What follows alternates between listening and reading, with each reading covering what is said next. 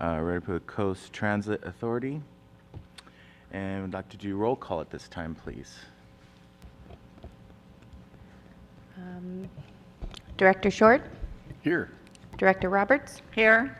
Director Maston, Here. Chairman Altman. Here.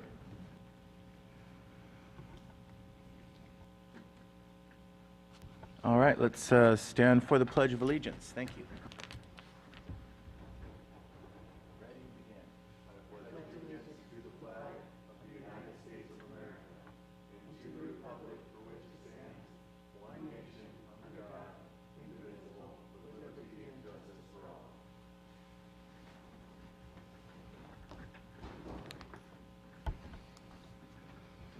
All right, everybody. So, at this time, I will ask for any public comment on, I guess we're going to ask for public comment on either Zoom or in person. Any public comment online? There's nobody online. Okay, thank you. All right, moving on to the consent calendar. 3A is to adopt Resolution 2022-23-03, approving a Cal OES grant from Del Norte County in the amount of $22,000 for purchase and install of a backup generator, and authorizing the GM to execute the agreement. 3B on the consent calendar is to approve the minutes of the September 26, 2022 RCTA board meeting. And 3C is to adopt Resolution 2022-23-04, approving 3 budget transfers to enable RCTA to pay future capital project outlays directly from capital funds 695, 696, and 697. Move to approve consent. I'll second it. Pull the vote, please. Director Maston, Yes. Director Roberts, Yes. Director Smith, Director Short, Yes. Chairman Altman. Yes. Thank you. Now we are going to move on to number 4 of the agenda, which is discussion and approval of agreement with Hanson Bridget LLP for RCTA legal counsel services.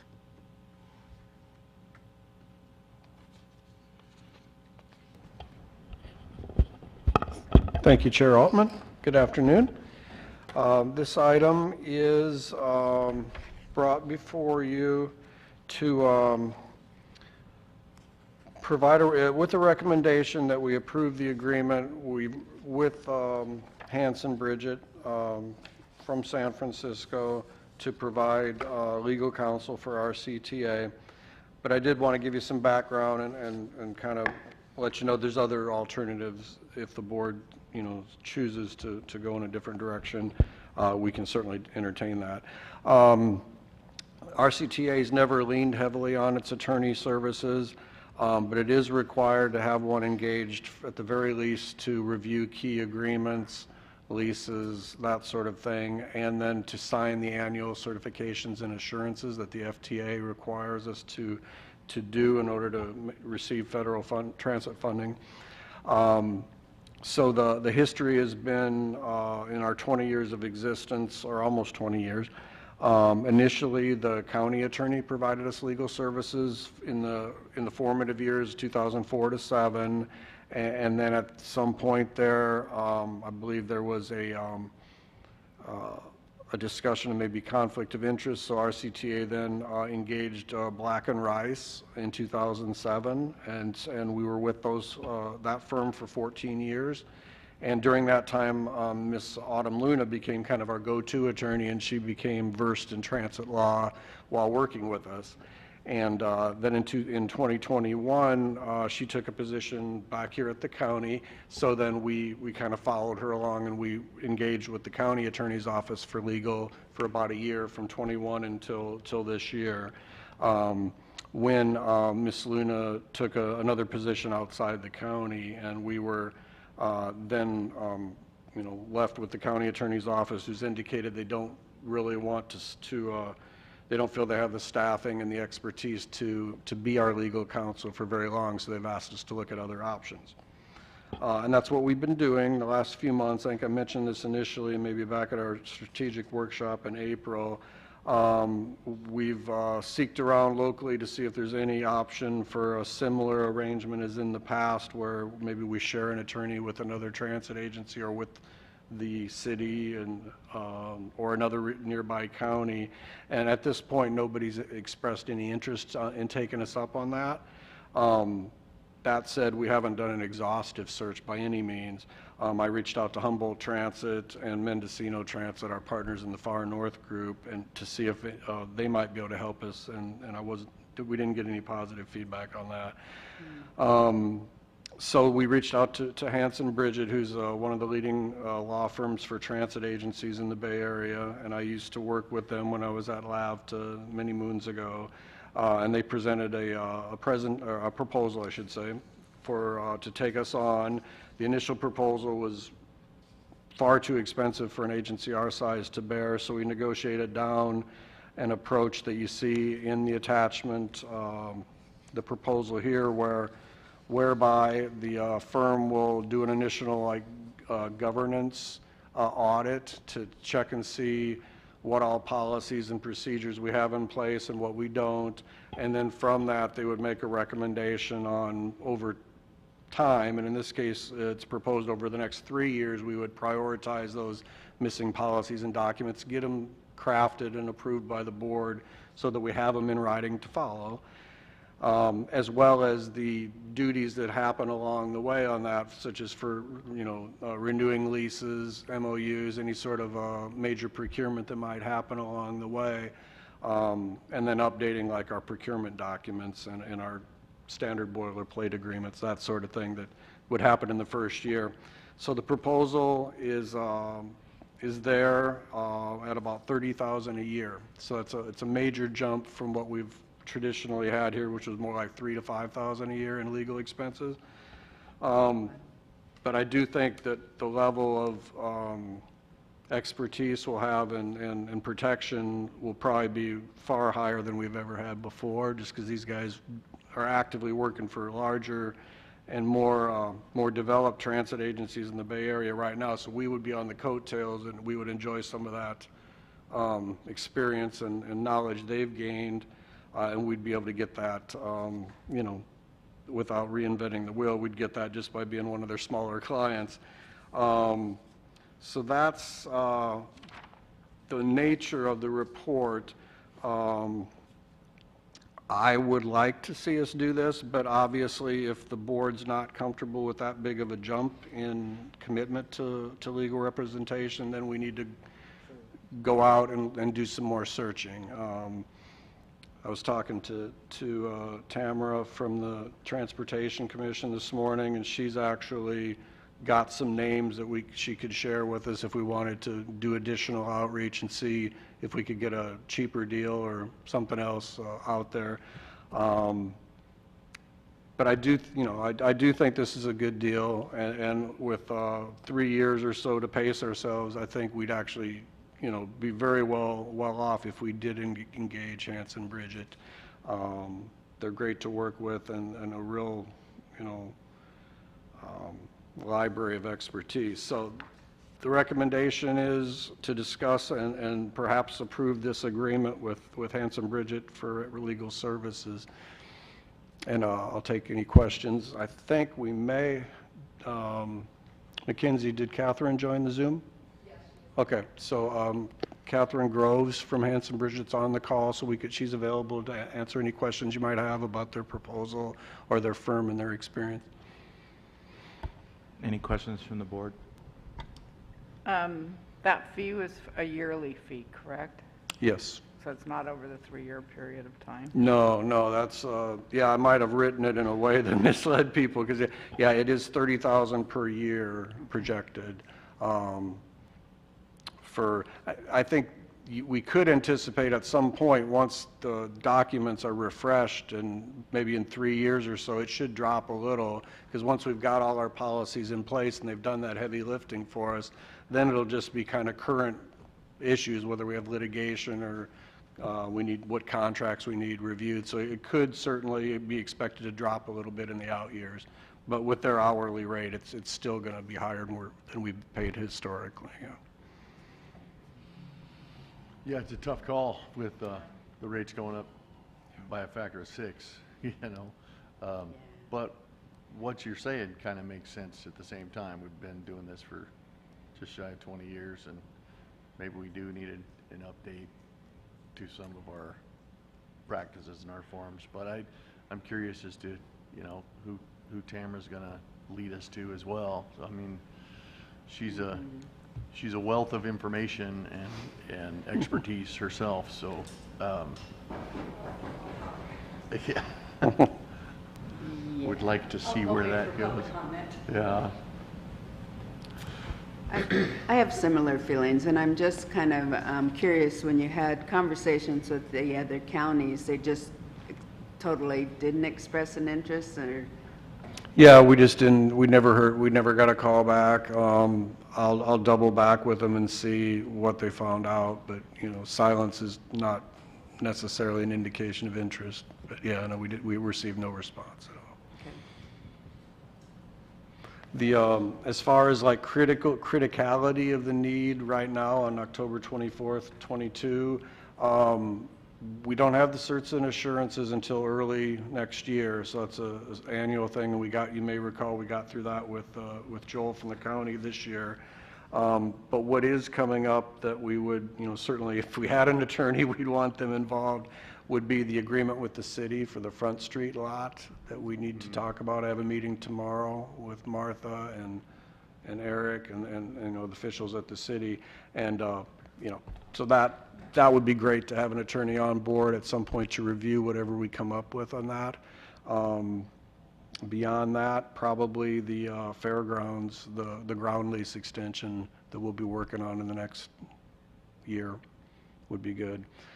But yeah, we don't have to act on this today if the board's not comfortable.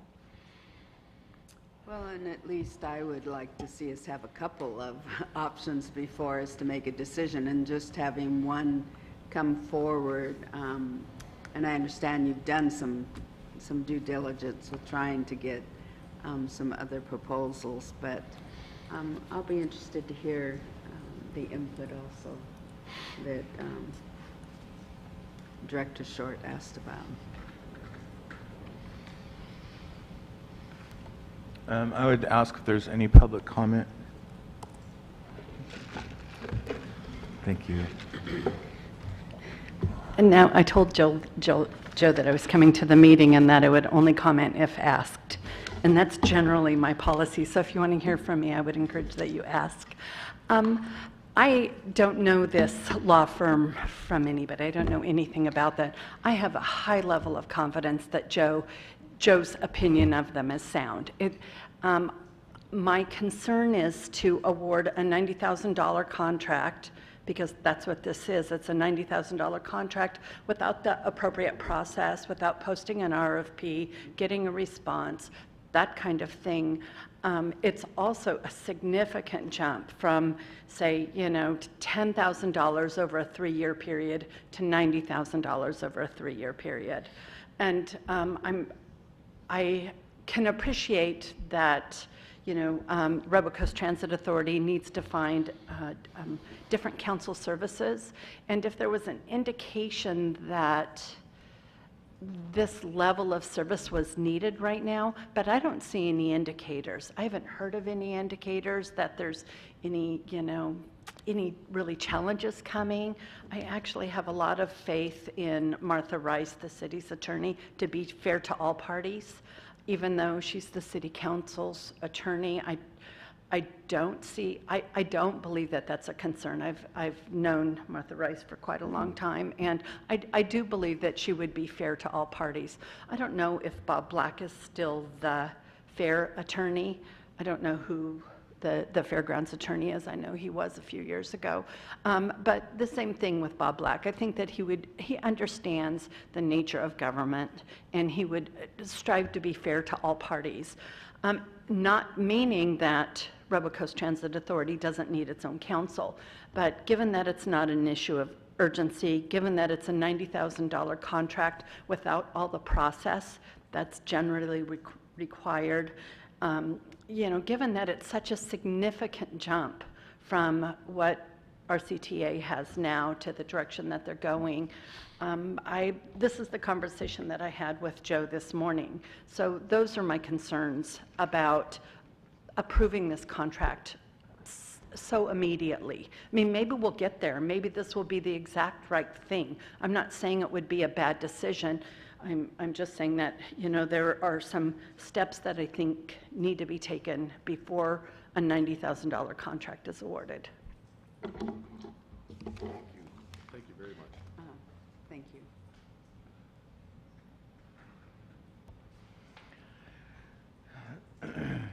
So, Joe, when was do you guys mind if I ask a question? Okay. Joe, when was the last time we had a assessment of compliance and with general governance? Never that I'm aware of. Okay. So that would seem to be a liability to me.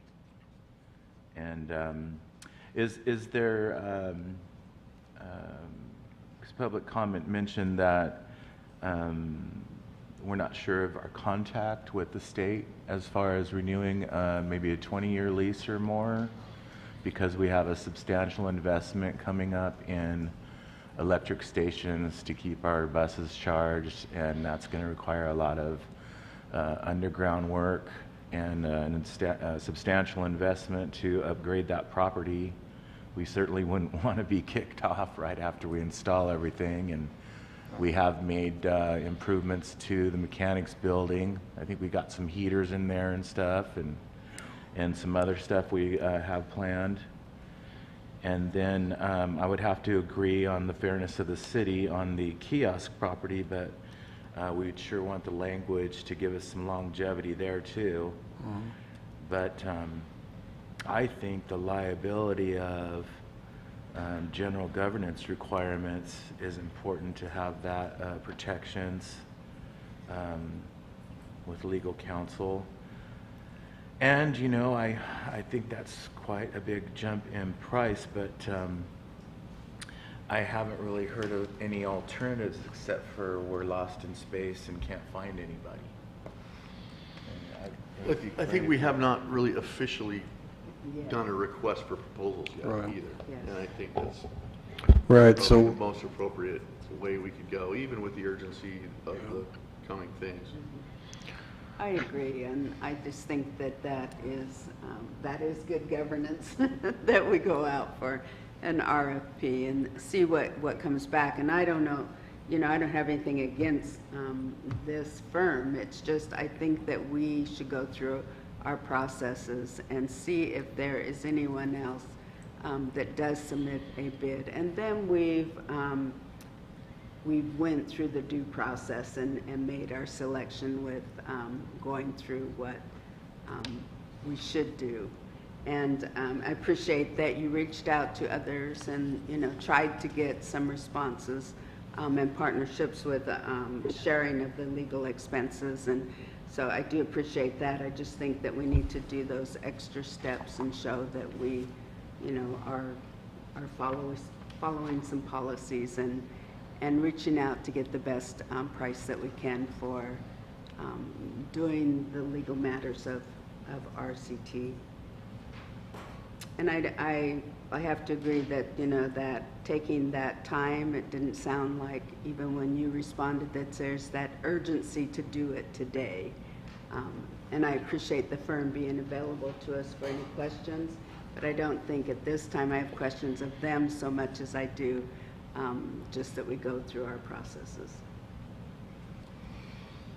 I guess I kind of want to apologize at our last meeting. We said, hey, just kind of put your feelers out a little bit, when we should have said, if you strike out, then we need to go out for RFP. We should have done that back then at our meeting last month. So that's kind of our fault for not doing our due diligence there too. So like you say, I'm sure Bridget Hanson is well qualified, but I think the RFP process is the way to make the most educated decision. So I think that's the way we should go. Yeah, and hopefully we can Chairman find... Altman?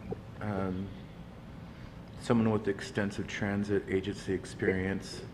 I know we've worked with them before, but I think that everyone has made great points.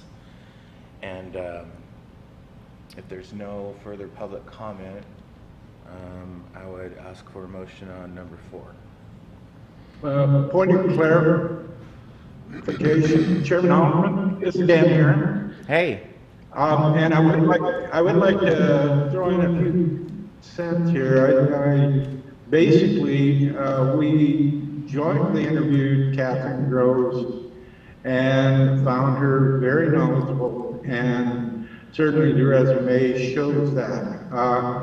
And it kind of responds in our administrative thinking with day-to-day knowledge that we're not, no one has looked at those instruments in an awful long time. And it is time to do that. I'd suggest if you do decide, like I say, I back Joe on this. That selection would be real good as he recommends it. But if you do decide to go for an RFP, I would say to put it on a level playing field, we ought to feel comfortable with putting in an RFP that there will be an extended look at the basic documents themselves. There's some weaknesses. So I think anyway. So that's my comment. Thank you very much. Do we have any other public comment?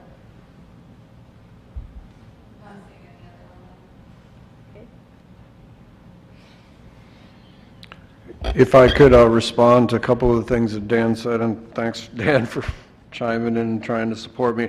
This mistake is on me for moving ahead and trying to get us engaged with the firm and not really calculating the out years as part of the contract, which, as Tamara pointed, it's probably is the correct way to approach it as far as a threshold procurement deal.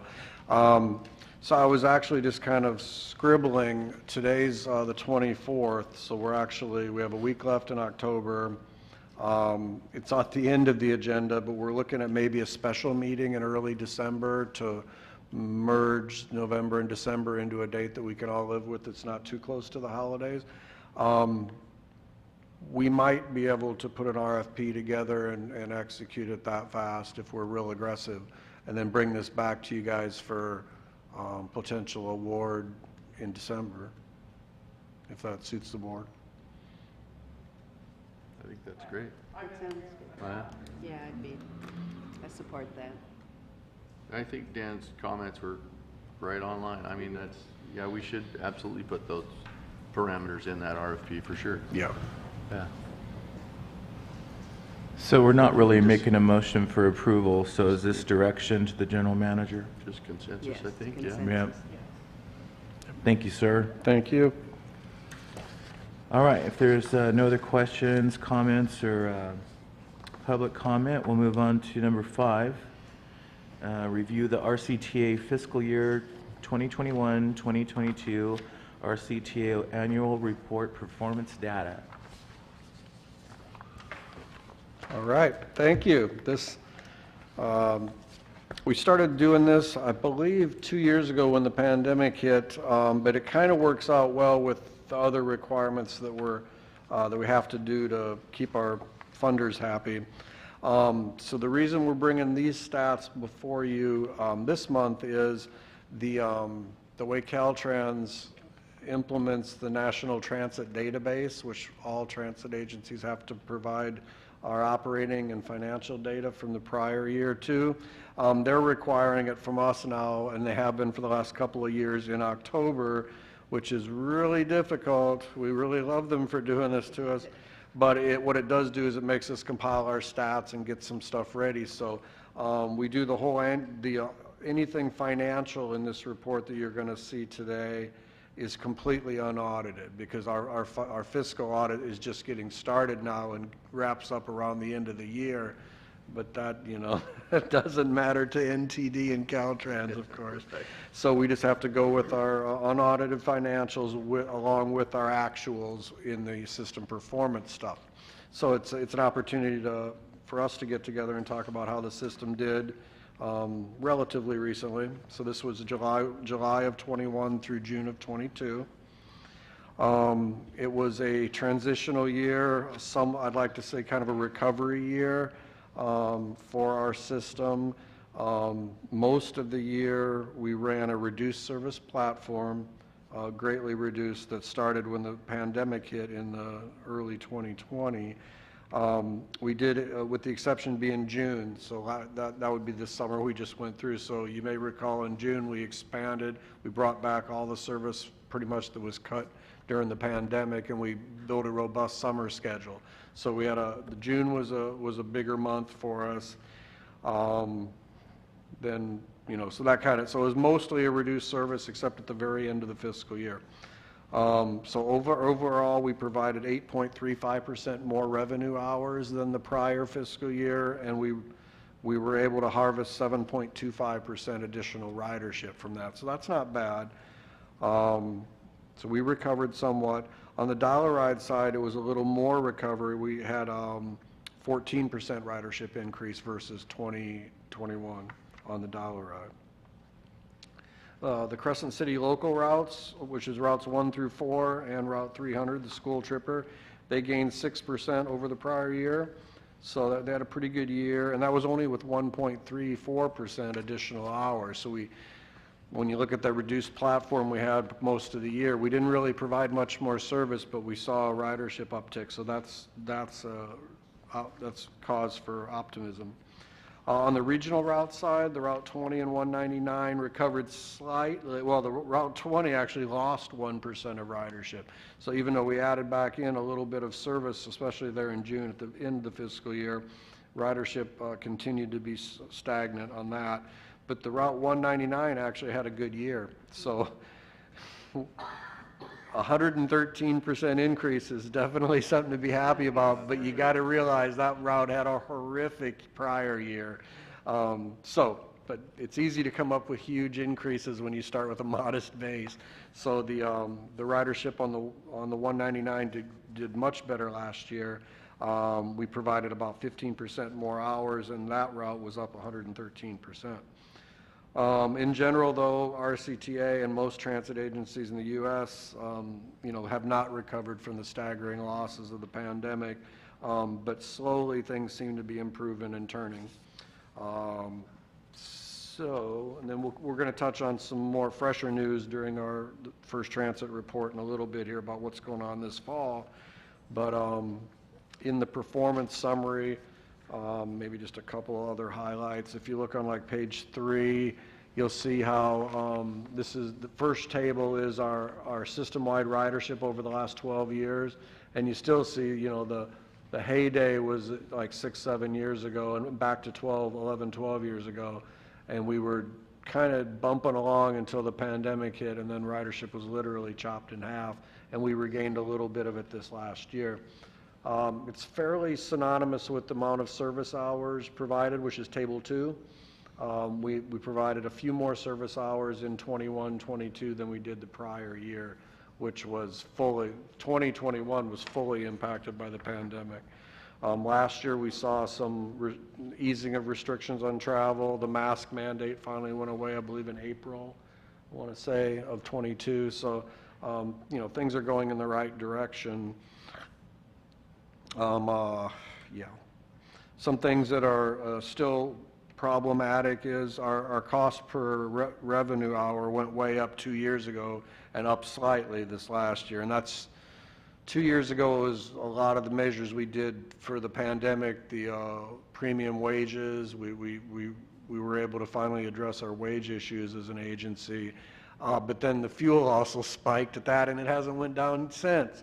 So this year, in 21-22, it was mostly an increase in the fuel that bumped us up by about $4 an hour over the prior year. But you'll see we're almost double what we were as far as per unit as 3 years ago. And a lot of that is, part of that is, though, we still are running a reduced service level. So that's like the denominator in the equation. So we have our costs, but then it's divided by how many revenue hours that you provide. So, for example, just 3 years ago, we were at almost 17,000 annual revenue hours. So that lowers your per hour cost, because you have the same overhead and stuff, the same overall cost divided by a bigger amount of hours. So as soon as we cut that service in 2021 during the pandemic, but yet increase the wages for the folks that were working, and then our fuel costs went up. It's been in the higher level ever since. How that compares statewide, we were probably the cheapest agency 3 years ago. I don't have any figures for all the other agencies, but I'm guessing we're more in the middle of the pack. We've joined the pack now. We're not an outlier as being super lean and super cheap like we were in the past up until 2 years ago. I think that's generally it. I want to point a little bit to the fare box revenue, which increased we went from 73,000 a year ago to 91,000. That's an approximation because the financials, again, as I mentioned, are not completely done. We may even be a little above 91,000 on that. But that's still, with our current operating costs, such as they are nowadays, the fare box recovery is only 5.7%. So that's can eventually be an issue for us because the standard is 10%, and we're going to need to increase fares by about 50 or 60,000 fares generated in order to get to that at our current expense level. So that's the fare box recovery mandates have been suspended and relaxed during the pandemic because most all transit agencies are struggling with it. But at some point they'll be again enforced. So we need to get our fare box recovery number up before that happens. I think I'll just stop there and see if anyone has any questions about any of the tables or the data. Then you'll see this again with more added information as our annual report, probably like February or January, once we have financials.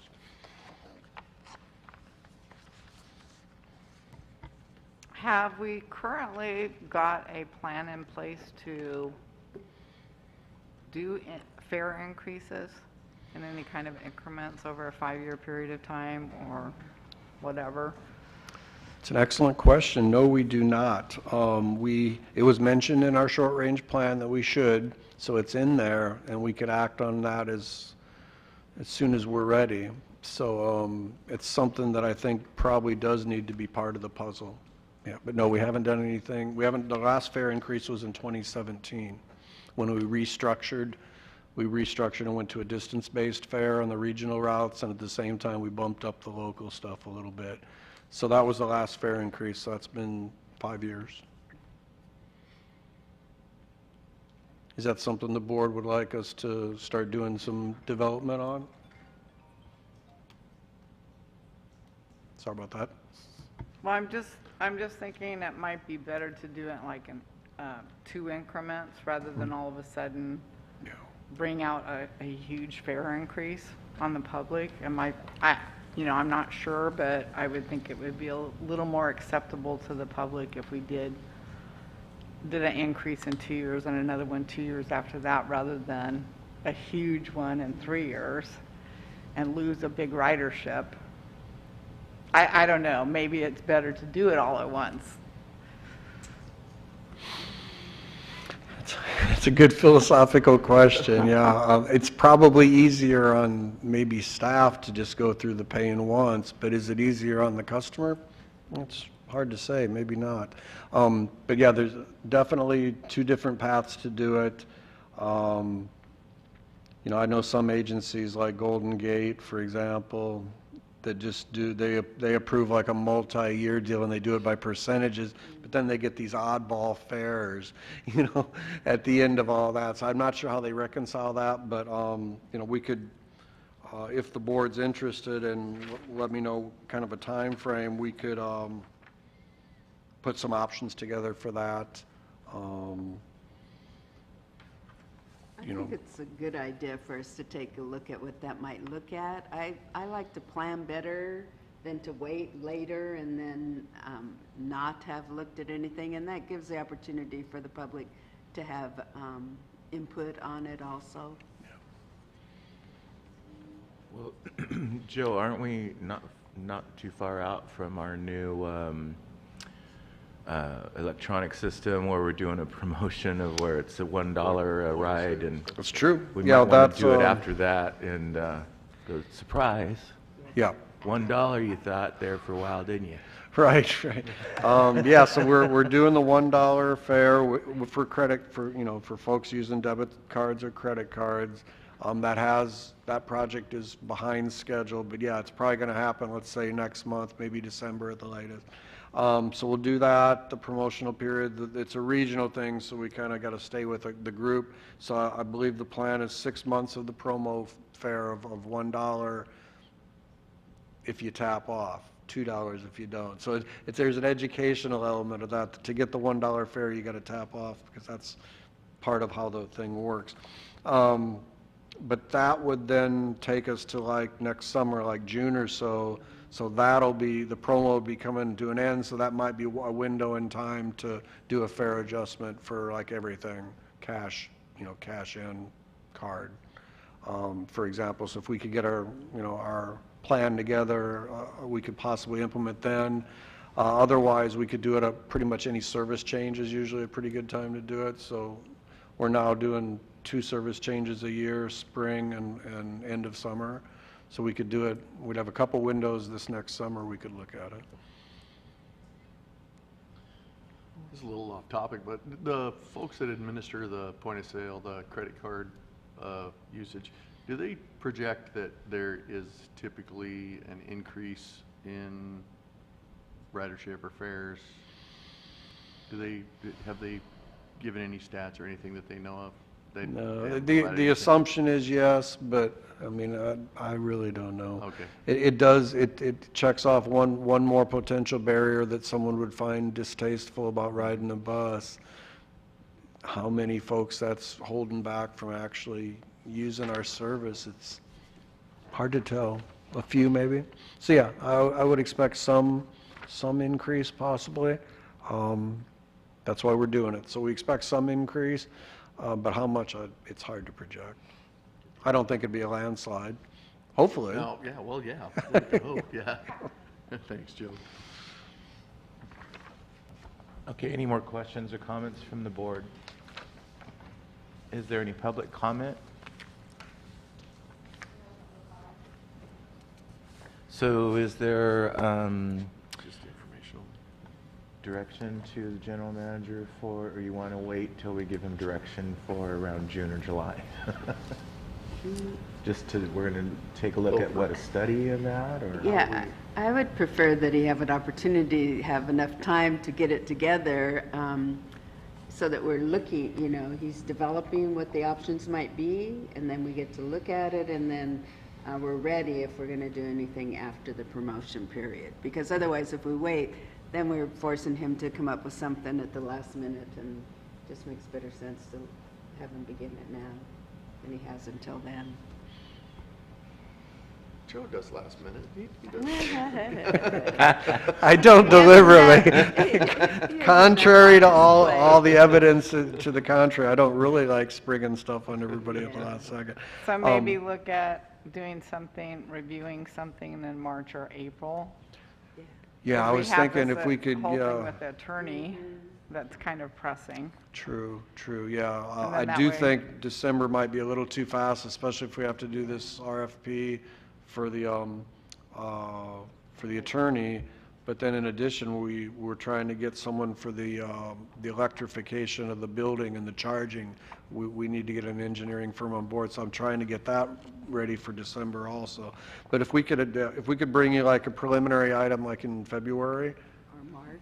yeah, something like that, we could get rolling April again. be perfect timing for the budget year coming up. Yep, yeah, and then we could talk about it in detail like at the April workshop or something, but I can get you guys a preliminary idea, maybe a scan of what the fares are around us and, how we compare and then, how much you know, this increment of an increase might generate this much revenue for us, because you usually do lose a few riders with an increase, but often not so many. So, yeah, I could probably get that together for us in February, if that works for the board. Sounds good. Yeah, I think the card reader system sounds really promising because I personally never have any cash in my pocket.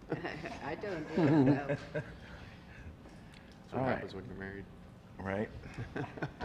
Well, thank you, everybody, on that discussion. Let's move on to number 6, which is authorize award for planning services to Mark Schaefer Consulting for the South Oregon Medical Shuttle Planning Study. All right. This item is exciting. Okay. I'm lost. Let me see what I did with my, okay, here we go. So this item, we originally projected to bring to the board for award in September, but we got word that we may not get a proposal, and we wouldn't have, as it turned out. So we had to go ahead and issue an addenda and extend the period another 3 weeks or so, and do some more outreach to consultants in the industry to try to get some interest going for the project. And that we did, so the deadline was extended, and we did receive a proposal from Mark Schaefer Consulting of San Luis Obispo. And Mark is relatively new to the consulting world, but certainly not to the transit world. He's the executive director of Ride On Transportation in San Luis Obispo, and they are one of the leading and most modeled after CTSAs in the state, which you may recall that CTSA, you've heard that alphabet soup before. We're also a CTSA as in the last few years here. I think we formed in 2019, 2018. This is a project that Mark's started and planned and actually implemented several projects like this in his service area in SLO County. So he submitted a proposal to be our planner to help us through this one. And I believe he is on the Zoom call here. And this project, you may recall, is co-funded by the Del Norte Healthcare District and ourselves. And then we're splitting the cost of the planning study. And then if a viable project emerges from it, the framework that we have is that we'll co-fund the first year of a pilot service if one seems viable coming out of the plan. So I think that's the majority of it. Mark includes a schedule in his proposal that looks very viable. We'll get started almost right away on the study, and then it's broken into 2 phases. So phase 1 is truly the exploratory portion of the project, and I think the heart of the project is this exploration, because we're only going on anecdotal information and a little bit of intuition about, okay, well, where do our folks go for medical that work for our CTA, for example, our First Transit folks? Where do the locals, so we know that, but then we hear there's this need and folks need transportation to medical, but we don't really know where and how many folks and when. So that's the exploration part of this project. Mr. Schaefer will be, doing an analysis of current options out there. So we're looking at primarily South Oregon in this, hence the name of the study. But we also do have him taking a look at Humboldt as well, because we know folks go both directions for medical. So he'll be taking a look at reaching out and trying to interview the NEMT, which is an acronym for non-emergency medical transportation, to find out how many players are out there in the market. We don't really know that even for sure, so we'll get that inventoried and kind of lined up. And then he'll spend a lot of time with outreach to the Del Norte medical community, because they're making the referrals. They understand the spectrum of what's out there and what people have to get sent out of the county to receive services on. So they'll do a lot of, Mark will do a lot of spend a lot of time, 24 hours on this estimate, on just talking with them and getting a feel for where they refer their patients to and why. And then similar amount, a little bit less, but talking to the folks at the medical facilities in Humboldt and Medford and Grants Pass on, assuming what kind of customers they receive from our area and when might be the best days if we were to develop some sort of service to get folks there, when would be the optimal days of the week and stuff. We know we don't have the money to run something 5 days a week out of the CTSA budget. You may recall that our annual CTSA budget's like $50,000 or less. So, but certainly we might be able to do 1 or 2 days, so we need to find out when that best 1 or 2 days might be. So that's the idea. So the schedule has us coming back to this board with a phase 1 tech memo, which is will be an aggregation of what he finds during all this interviews and planning. So we'll be back to you guys with that in February, at that February meeting we talked about earlier. And then at that point, if it doesn't look like there's a viable project, for example, that might be it for the project. We don't have to go to phase 2 if it looks like there's a no-go. And one concept I wanted you guys to give me some feedback on and see if you guys are in line with me on this is, we don't want to try to take any business away from someone if it's already being delivered, and if it ain't broke, don't fix it. But we want to see if there are truly these gaps. We hear of people that, we can't get, we don't have transportation, we can't access medical. If that exists, we need to find out who and if it can be helped, if we can provide something that'll meet their needs. So the phase 2 would be, if it looks like there's a viable market, phase 2 develops options to serve that market. And then that would be done by our April, that would be presented to you guys at our April strategic planning workshop, Tech Memo 2, on the draft schedule. And we'd have a plan then, assuming you guys give them some feedback at that, we'd have a plan by around the 1st of May that could be implemented next summer. If there's a viable market, of course. If not, we have a study and we did our due diligence. Outstanding. Thanks, Joe. It's a great project. Yeah, anecdotally, it seems like there would be a need out there, so it's great to see that it coming in phases. My only question is on our recommendation that we'll be making a motion on. It just says the amount, but it doesn't kind of specify it. How is Sutter Coast paying into this? You said they're partnering with up to 20 grand, but are they going to pay for half of this each phase of the study, or? Yes, I believe that's true. Yeah, they were going to pay half of the study. I don't know that they were aware we do it in 2 phases, but I think they'll support that. They're meeting tomorrow, so I may actually attend that and talk to them about it a little bit. But yeah, they'll pay for half of whatever the study is. So if we don't go to a phase 2, then it's a smaller study, and it would, they'd pay less that way. Okay, thank you. Any other questions or comments from the board? I'll make a motion that the board approve an agreement with Mark Schaefer Consulting in a not to exceed amount of $25,150 and authorize the general manager to execute the agreement. I'll second that. Before we pull a vote, is there any public comment?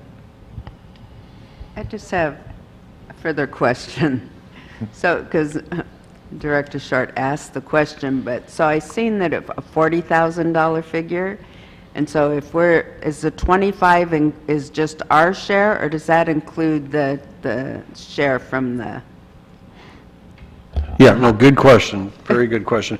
The proposal came in at 25. We had set up to 40 for the planning study, but this is good. So whatever funding's not used for the planning will be available to help pay for the launch of the pilot or whatever it is. If a service comes out of this effort, then the remaining funds would be available to start the operation of that. Probably wouldn't be enough. We would probably need to include some more in the 23-24 budget as well. But yeah, whatever was left over from this can be used to start something like in June or May, for example, before the fiscal year is over. Or if no pilot study is feasible, the funds return to the funding agency budgets, right? Correct. Any public comment on this item? No. Let's pull the vote, please. Director Roberts, Yes. Director Meston, Oh, I'm sorry. Yes. Director Short, Yes. Chairman Altman, Yes. I didn't hear Maston, so I was hearing something else, thinking there was someone else supposed to be here. We just thought you were thinking about it, yeah. Yeah.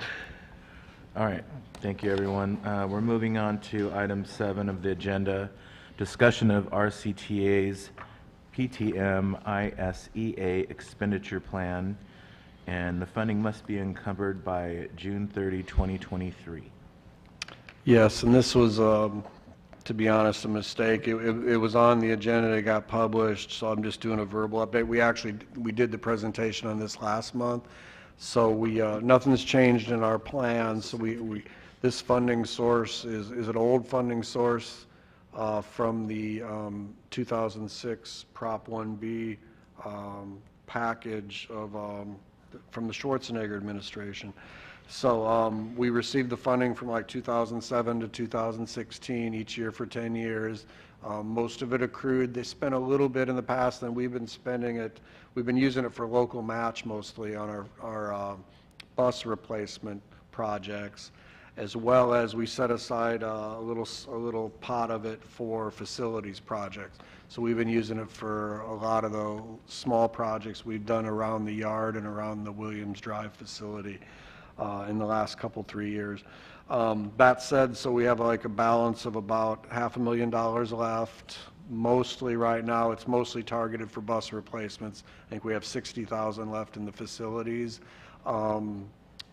pot. It's pretty easy to move the money around. Caltrans is real good about that between the two.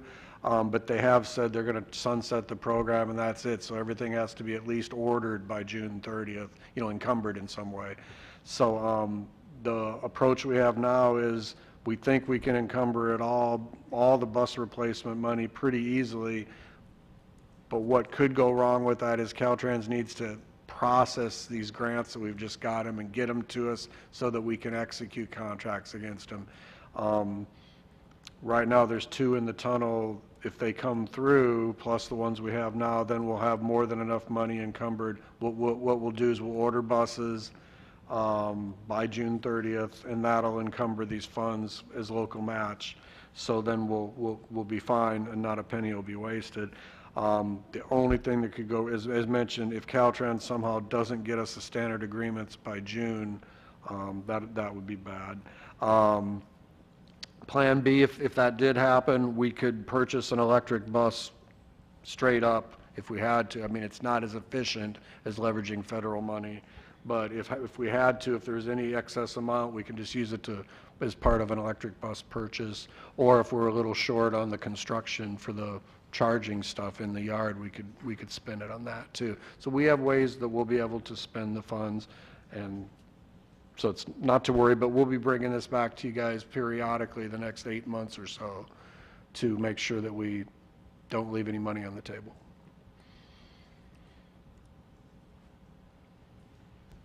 That's it for my update on that. Anything from the board on this side? No, sir. I should make you tell us what that great big long acronym is, Joe, but I wrote it down last time. I think we should make Fernando. It's Public Transportation Modernization and Infrastructure Services? I'm not sure about the S, but Public Transportation Infrastructure and Modernization are the first few. Anyway. And Tamara just left. She absolutely would have. Yeah, she would have known, yeah. She probably would have known that right off the cuff, yes. All right, thank you. Any public comment on item 7? All right, thank you. Moving on to number 8, the management report from the project manager. Good afternoon. So management report, driver's pool is going great. We've had our long list of applicants, and it's a steady flow. We get probably 3-4 a week.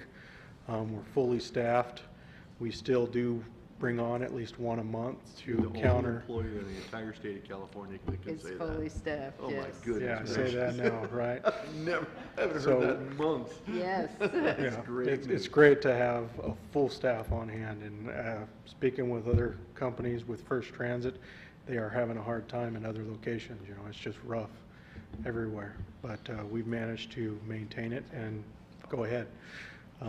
With that being said, our ridership has gone up. We started on with the Saturday service that we brought back. We were about 100 passengers, 110. We're roughly at 144 now for that service. So it's gone up about 30% from what it was beforehand, because we did cut the 199. We didn't have the Arcadas on there on the weekends. It was just the local routes. So that's a big step up. Our school tripper, we're occasionally going up now that the weather has changed and the rains come. Our flow, like today's counts, was 16. We had 16 a couple days back, Thursday, Friday. So the steady, it's slowly going up. I don't know if, I'm pretty sure it's the weather, but students are talking and they know that, hey, they can take even though it's a short trip, they may be 2-4 blocks away, but it could get them there without getting as wet as they would normally by just walking. But it's steadily going up from what it was, which was 1-0. So that's a good jump for our student ridership as well. So that's what I got for you guys. Any questions? With Humboldt becoming a Cal Poly, that's likely to go up. They're increasing their student population by 7,000. That's what they're projecting. Arcade is expected to have an increase in their population of 15,000 people in the next 3 years. So hopefully we'll see a little bit of increased ridership on that one. Yeah, Joe might have to get some bigger buses. It could help us, because when we were exploring that market, we kind of got the feedback from then HSU that they felt their housing met the needs, and most of the kids from up here just moved down there and, you know, didn't try to do the long commute. But that's a lot of housing to add, so this might change that equation. It's good. Thank you very much. You're welcome. Thank you. Okay. Any public comment on the project manager's report? Okay, number 9 is general manager's report. Real quick, just a couple, 3 things to touch on. So we brought it up earlier, but, well, actually, we touched on a couple of these earlier. The contactless fares project has been moving slowly. It's fallen behind schedule, but it's still happening and still moving forward. We have all the routers installed in the buses, which are the key hardware that'll give us the Wi-Fi and the connectivity we need for the validators, as well as pleasure Wi-Fi in the buses. But we may have an issue with the bank account thing, and this is like deja vu. I don't know if I bothered you guys with this, but 3 years ago or so now, we did a partnership with Token Transit to where you could buy your ticket on your smartphone and just flash it to the driver. And it's actually, you know, for not marketing it much, it's done well. You know, we have a good steady few people that use it a lot. But at the start of that, we wanted to create our own bank account, and we were we run into a wall on that, working with the county. They didn't want us to have a bank account, because the way these things work is there needs to be a reconciliation revenue account, because the money needs to go into somewhere, and if they have to give a refund, it needs to come out of the same account. So I think they call it a reconciliation account. So when we entered this credit card, debit card project, we assumed that First Transit would do that for us again, because before with Token Transit, the project almost crashed and burned because the county wouldn't let us have a bank account or access to theirs. You know, I understand that. And then First Transit was able at the last minute to make that happen, so we were able to do the project.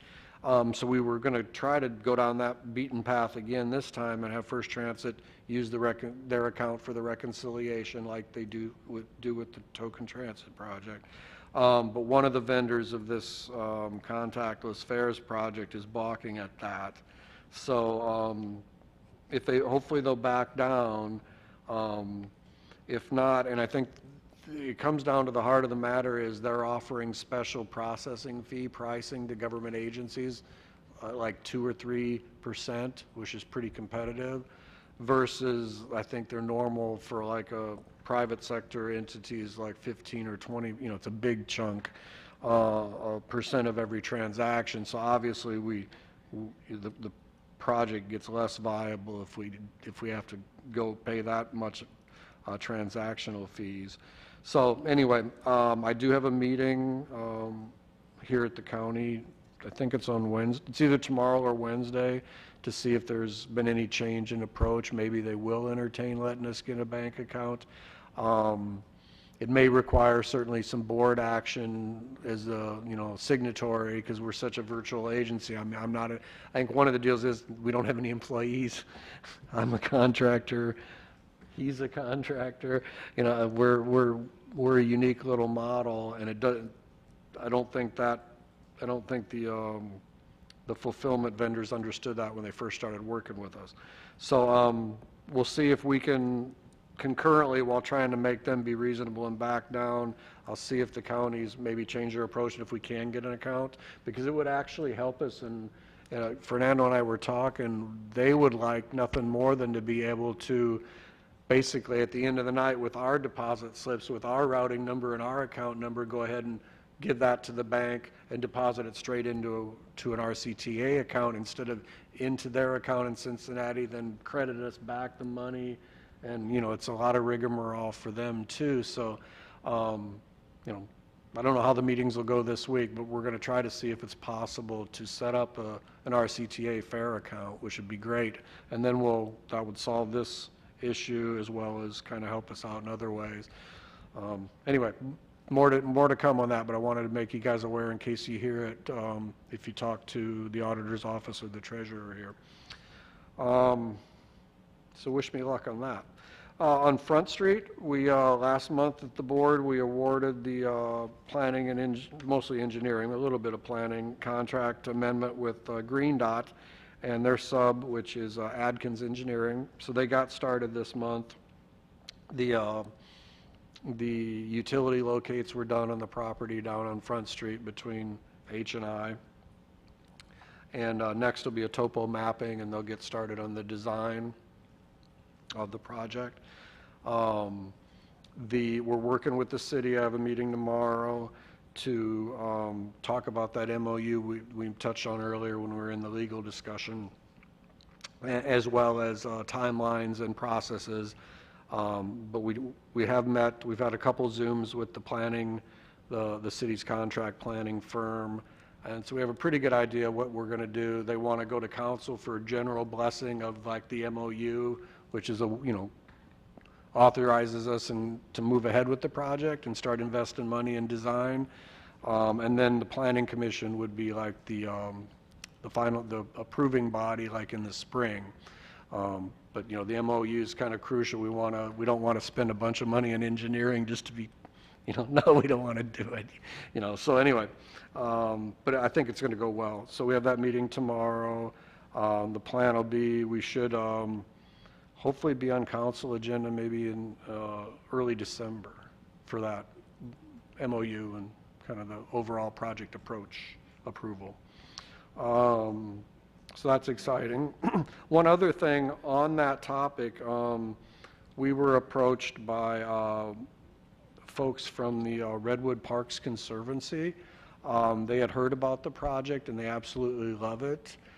So they want to write a grant to help us to build the ultimate project sooner at the Front Street Cultural Hub. I should just call it the Transit Hub, because the Cultural Center is kind of where we're at now, and this is down the street 3-4 blocks. But yeah, they're very excited. They think Clean California is a good program that matches this pretty good. We even had a Zoom with the Caltrans planner that administers the Clean California monies. So it sounded pretty optimistic that it could be possibly to help us build the full project, which is like a building with restrooms and an information booth and comfort stations for our drivers and stuff. Maybe build that sooner rather than later if we could land that grant. If it's just up to our reserves money and stuff, we'll probably have to phase it and, build something more utilitarian and minimalist at first so we can start operating until we can bank up enough money to build the building. So anyway, fingers crossed. There's obviously no guarantees, but it's exciting that the project is looked upon like that by a group, a local group. So, and Tamara was part of that. She had to go, but she was on the call with Caltrans, Sal from the Redwood Conservancy, and myself. So that's optimistic. The call for projects not till early in 23, so we won't know if we land the money for, maybe till next summer, but it's exciting. And I think that's all I've got for this report. Any questions from the board? You guys want to vote for fun whether or not that was a good report? I think it needs a little work. No. Just harassing you a little bit there, Joe. All right, let's see what we got left here. Announcements?